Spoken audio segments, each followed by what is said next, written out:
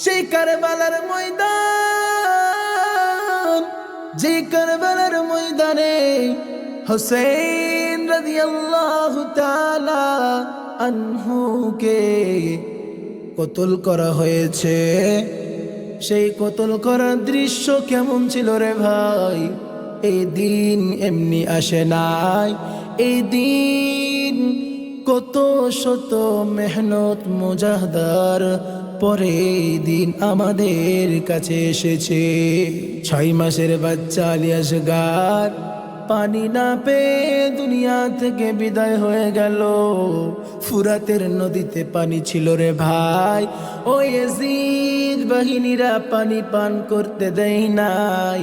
হুসাইন রাদিয়াল্লাহু তাআলা আনহুর স্ত্রী কয়, আমার দুধ শুকাইয়া গিয়েছে, পানি পাই নাই তার জন্যে। ওই ফুরাতের নদীতে এত পানি থাকার পরেও আমাদেরকে পানি দেয় নাই, বন্ধ করে দিল। যাও যাও পানি নিয়ে আসো আমাদের জন্য। ওই কুফাবাসীরা হযরত হুসাইন রাদিয়াল্লাহু তাআলা আনহুকে আমন্ত্রণ করলেন। আমন্ত্রণ করার পর হযরত হুসাইন তিনি চলে গেলেন। মানা করলেন, ও হুসাইন আপনি যায়েন না, যায়েন না।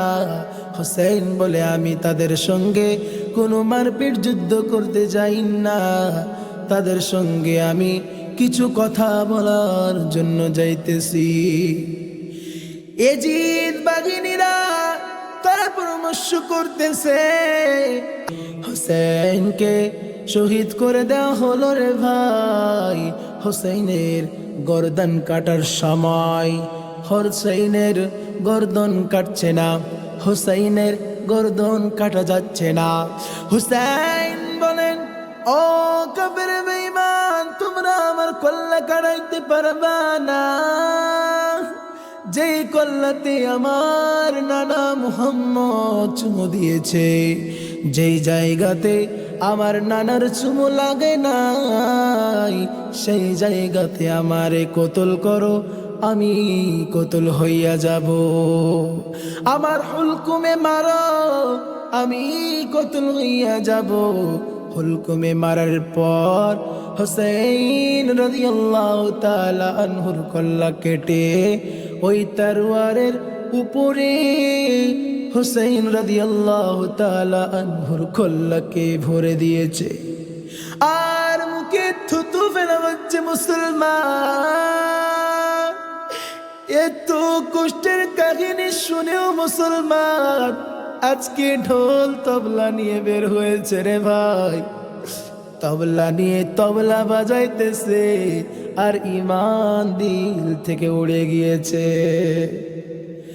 আল্লাহর নবী বলেন, যেখানে গান বাজনা হবে, তবলা বাজানো হয়, সেইখানে আল্লাহর ফেরেশতা থাকে না, শয়তানে ভরে যায়। হুসাইন রাদিয়াল্লাহু তাআলা আনহুকে মারার পর তিনার দেহটাকে ফেলে দিয়েছে মাটিতে। ফেলার পর 70-এর চাইতো ঘোড়া দিয়ে তার উপর দিয়ে চালানো হয়েছিল। বলা হয়েছে তার সেই শরীরটা বিচ্ছিন্ন হয়ে গিয়েছিল। এত কষ্ট করেছে রে ভাই। যে হুসাইন আমাদের নবী মুহাম্মদ মুস্তাফা সাল্লাল্লাহু আলাইহি সাল্লামের নাতি, সেই হুসাইন দিনের জন্য নিজের জানকে দিয়ে দিতে পারলো, কিন্তু মুসলমান দিনকে মানার জন্য নিজের জানকে লাগাতে পারে না।